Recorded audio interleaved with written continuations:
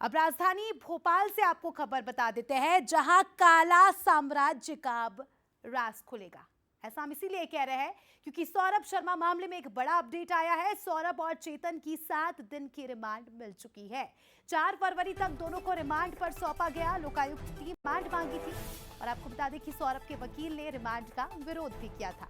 सौरभ के वकील ने कोर्ट के सामने कई सारी मांगे रखी थी और पूछताछ की वीडियोग्राफी, हर दिन मेडिकल जांच हो, इस तरह की कई सारी मांगे सौरभ के वकील ने रखी थी। और अब 7 दिन की रिमांड पर सौरभ शर्मा को लिया गया है, साथ ही उसके पार्टनर चेतन को भी रिमांड पर लिया गया है। तो निश्चित ही बड़े खुलासे होंगे। हमारी सहयोगी रंजना दुबे ने सौरभ के वकील राकेश पारासर से बातचीत की है। क्या कुछ कहा उन्होंने, सुनवाते हैं। सौरभ शर्मा को लोकायुक्त पुलिस ने 7 दिनों की पुलिस रिमांड पर लिया है और इस वक्त हमारे साथ जो सौरभ शर्मा के वकील हैं राकेश पारासर, उन्हीं से बात करेंगे। सर, आपने हमेशा शुरुआत से उनकी वकालत कर रहे हैं और आज जब कोर्ट पहुंचे यहाँ पे लोकायुक्त ने रिमांड भी मांगी, क्या कुछ हुआ?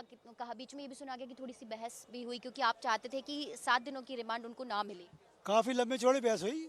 हमने हर पॉइंट पर आपत्ति की कि अब जो आदमी स्वयं हाजिर हो रहा है और वो एजेंसी को सहयोग कर रहा है, आप जब जो बुलाओगे तब आएगा वो, तो आप रिमांड किस बात की?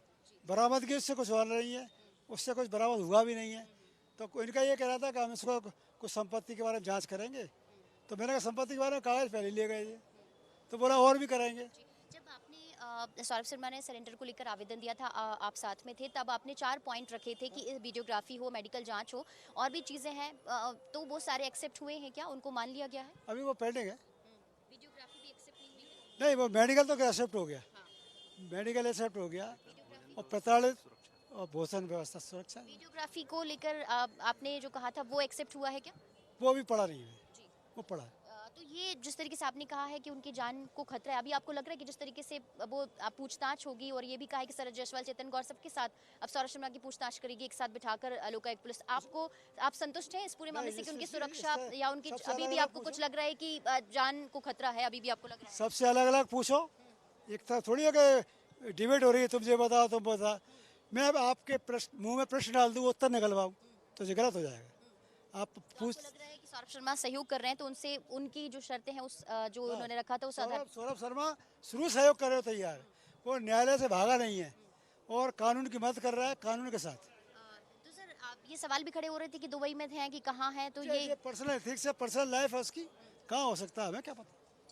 तो ये उन्होंने कहा है कि 7 दिन की जो पुलिस रिमांड है लोकायुक्त पुलिस को मिली है, लेकिन अब तक जो उनके वकील हैं वो सुरक्षा को लेकर संतुष्ट नहीं है और ये कहा है कि वीडियोग्राफी की परमिशन हालांकि अभी तक नहीं मिली है, जो कि उन्होंने पॉइंट रखा था कि जब जब पूछताछ हो तो वीडियोग्राफी कराई जाए, लेकिन अभी तक इसकी परमिशन नहीं मिली। हाँ, पर हर दिन मेडिकल जाँच हो, इसकी परमिशन ज़रूर स्पेशल कोर्ट में दी गई है, लेकिन अब यहाँ पर जो उनके वकील हैं वो इस बात को लेकर अभी तक असंतुष्ट नजर आ रहे हैं कि सौरभ को उतनी प्रोटेक्शन, उतनी सुरक्षा मिले, क्योंकि उन्होंने अभी भी सौरभ शर्मा की जान को खतरा बताया है। वीडियो जर्नलिस्ट पुरुषोत्तम मिश्रा के साथ रंजना दुबे, बंसल न्यूज़, भोपाल। तो देखिए, सौरभ के वकील को तो आपने सुन लिया, लेकिन लोकायुक्त के वकील का क्या कुछ कहना है, उनसे भी बातचीत की रंजना ने, सुनवाते हैं। सौरभ शर्मा मामले में लोकायुक्त पुलिस को 7 दिनों की रिमांड मिली और इस वक्त हमारे साथ जो सरकारी वकील है उन्हीं से बात करेंगे। सर, आज ये कहा गया कि जब अंदर पहुंचे थे सौरभ शर्मा कोर्ट रूम के अंदर, तो पूरे मामले को लेकर बहसबाजी भी हुई क्योंकि उनके वकील चाह रहे थे कि 7 दिन की रिमांड ना मिले, वो चाह रहे थे कि इतनी लंबी रिमांड नहीं होनी चाहिए। एक्चुअली ये मैटर जो है काफ़ी इस मैटर में काफ़ी संपत्तियां सौरभ शर्मा के नाम से और उनके जो है करीबियों के नाम से और चेतन गौड़ के नाम से जो है पाई गई है इन्वेस्टिगेशन के दौरान, जो सर्च की गई थी उस कार्रवाई के दौरान। और काफ़ी जो है पैसा भी, नकद राशि भी जो है मिली और जो है चांदी भी मिली है और सोना भी मिला है। तो इन सब संपत्तियों के संबंध में, इनके अर्निंग के संबंध में, सोर्स के संबंध में लोकायुक्त पुलिस को इन्वेस्टिगेशन करना है और उस इन्वेस्टिगेशन के संबंध में जो है जानकारी एकत्रित करनी है और साक्ष्य एकत्रित करनी है। वहाँ पे बात रखी गई जज के सामने कि अभी 4 फरवरी को पेश किया जाएगा, तो उससे पहले जो इसमें शामिल हैं सभी लोग, क्या उनके मामले में पूछताछ भी होगी और सभी को एक साथ वहाँ पर कहा गया है कि पूछताछ भी कराई जाएगी ताकि कुछ और चीज़ें निकल कर सामने आ सकें?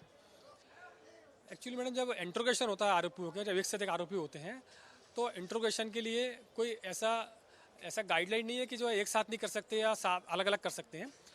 इन्वेस्टिगेशन एजेंसी इस मामले में फ्री रहती है, उसको जैसा कंफर्टेबल लगता है वो अलग अलग भी पूछ सकती है, फिर अलग अलग पूछने के बाद उनका आपस में सामना भी करा सकती है, और जो डॉक्यूमेंट और जो मटेरियल्स जो उनके पास है ऑलरेडी जो संपत्तियों के संबंध में है उससे उनका सामना रख के उसके सोर्सेज के बारे में जानकारी प्राप्त करेगी।